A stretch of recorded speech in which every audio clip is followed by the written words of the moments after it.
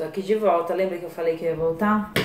Hoje eu queria compartilhar com vocês um pouquinho de um assunto que é meio ruim, assim, que quem já passou sabe como é complicado quando a gente faz uma cirurgia e ela foge um pouco da nossa expectativa de resultado, né? Todo mundo que faz cirurgia estética sabe que às vezes a gente não quer, mas as coisas fogem um pouquinho do controle. E aí culmina, por exemplo, com uma cicatriz irregular, com uma dificuldade maior de cicatrizar, ou até, mais importante até, uma necrose de areola. Eu já passei uma vez por uma necrose de areola, alguns anos atrás, e foi uma situação muito difícil mesmo.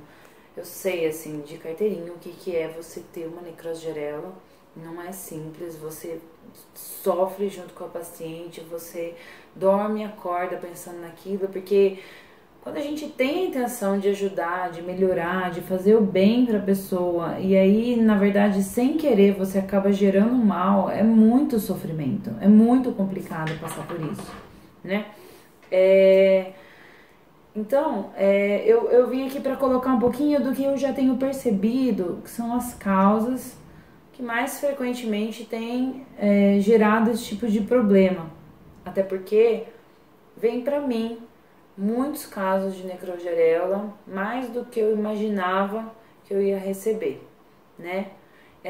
Então, um dos motivos é o que a gente já até comunica o paciente que tem a chance, que é quando a paciente tem aquela mama muito para baixo, que a areola tem que subir mais do que 10, 12 centímetros. Então, esse é um motivo. E normalmente, quando a gente tem uma paciente assim, com uma mama grandona, que você vai ter que reduzir bastante, você até costuma falar para ela, olha, tem uma chance, né, de você perder a areola, tem uma chance de ter algum grau de necrose de areola. E quando você avisa antes, a paciente até é um pouco mais compreensiva com essa situação, né? Um outro caso que eu tenho recebido bastante é paciente que faz a mama secundária, né? Alguns anos atrás se operou muito mama e hoje em dia essas mulheres estão voltando para ou subir novamente a mama ou então para fazer uma mamoplastia com implante, né? Não sei se vocês já receberam ou são casos nesse esquema.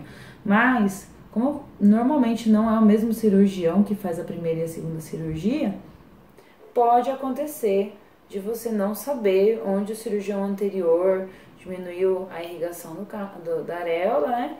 E aí, então, essa nova cirurgia pode justamente cortar a região que é a única irrigação, e aí a paciente evolui com necrose de areola. Esses casos até não é incomum acontecer a necrose dos dois lados.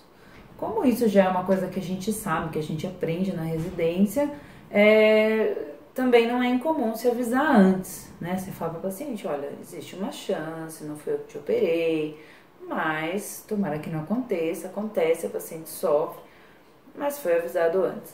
Agora, o que eu tenho recebido muito, e isso eu acho que é o pior cenário, são os pacientes que fazem uma cirurgia que seria de redução e aumento de mama no mesmo procedimento. Ou seja, a pessoa tem uma mama de um tamanho relativamente bom, aí ela tira uma parte dessa mama e substitui por uma prótese. Não estou dizendo que essa é uma cirurgia ruim, ou então que todas as pacientes que fizerem esse tipo de cirurgia podem ter esse tipo de necrose de areola.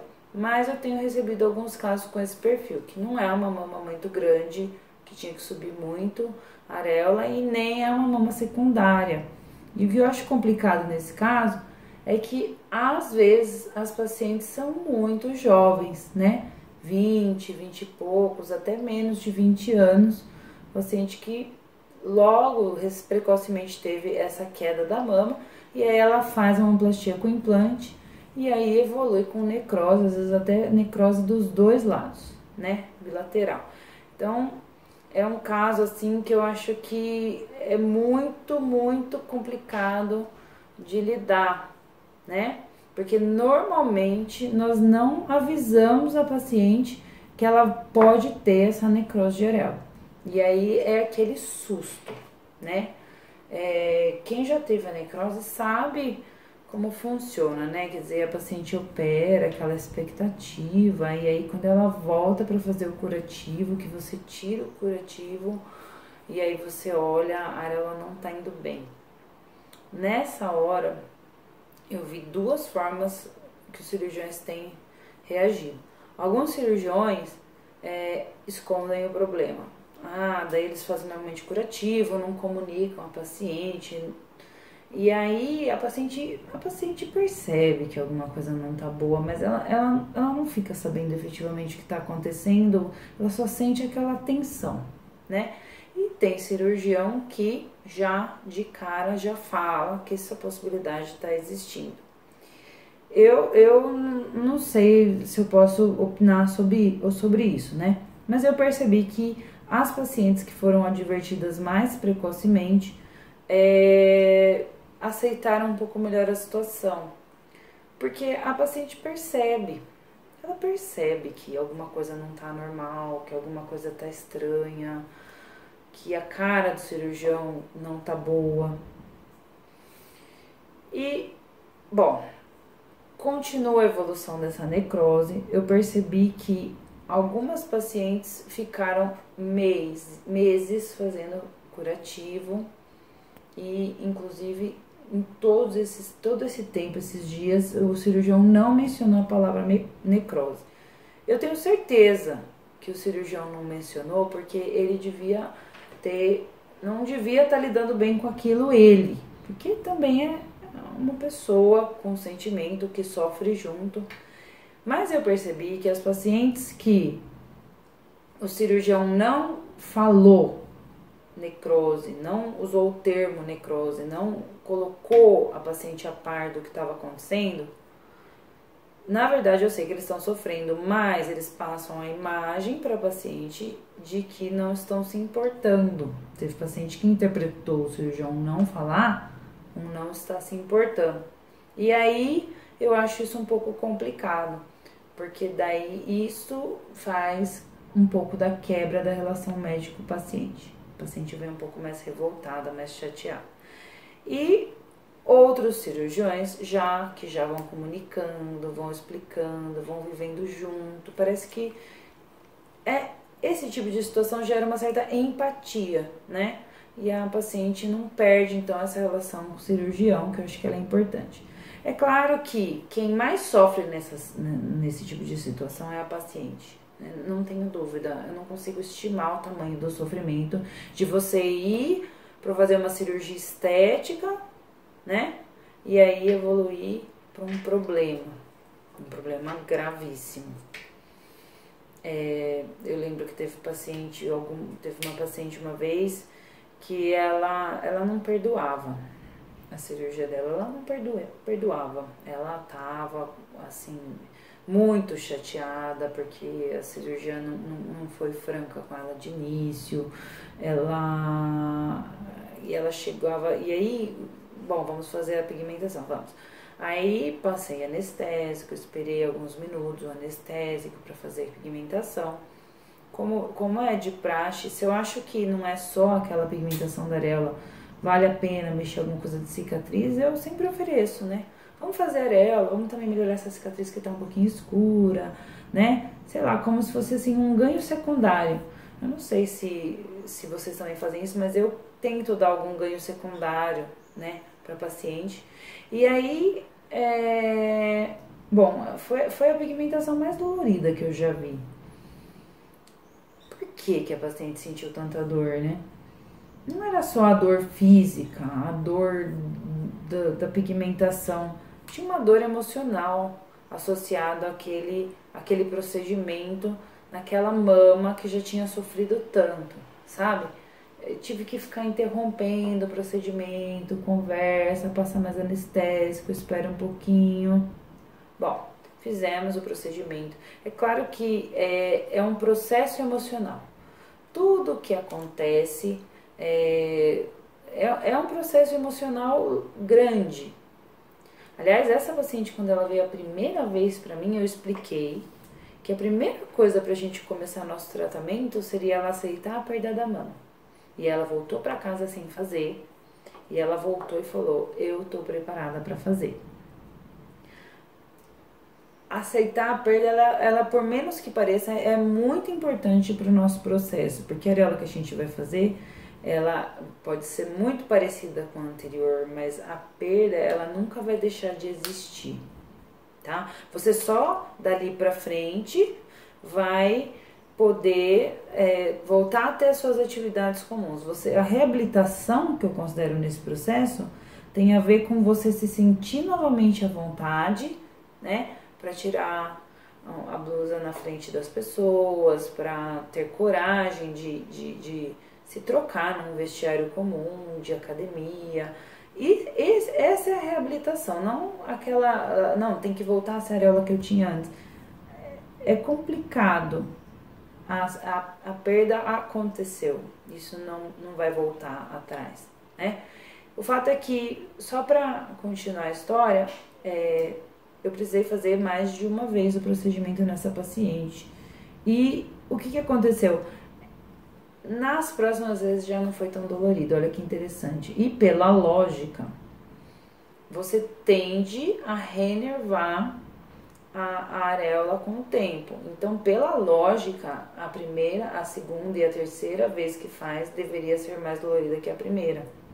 Mas nenhuma vez foi desconfortável como a primeira, por conta da dor emocional associada ao procedimento. Bom, o fato é que a gente foi fazendo várias vezes o procedimento, até que ela começou a ter uma queixa que já não estava mais relacionada à areola. Eu acho que vocês estavam esperando que eu falasse, você foi feliz pra sempre. Não é isso, a gente é humano, né? Então não é que a pessoa vai deixar de ter problema na vida, mas aquele problema vai deixar de ter tanta importância na vida dela, né? Então daí ela começou a desfocar, começou a vir mais feliz, começou a não pensar mais nisso. Quer dizer, aquele problema lá, ele foi perdendo a importância na vida daquela mulher. E eu acho que isso é muito compensador.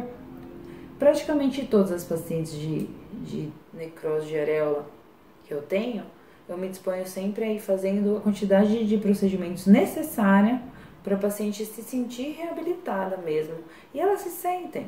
Depois de fazer 1, 2 procedimentos, elas voltam a enxergar a mama delas como mama e voltam a se sentir tranquilas como era antes, com o resultado. Começa a ter uma paz melhor com o marido, volta a dormir à noite. E aí você vai percebendo pelo semblante, pela feição, que esse procedimento vai gerar um bem de dentro para fora. Então,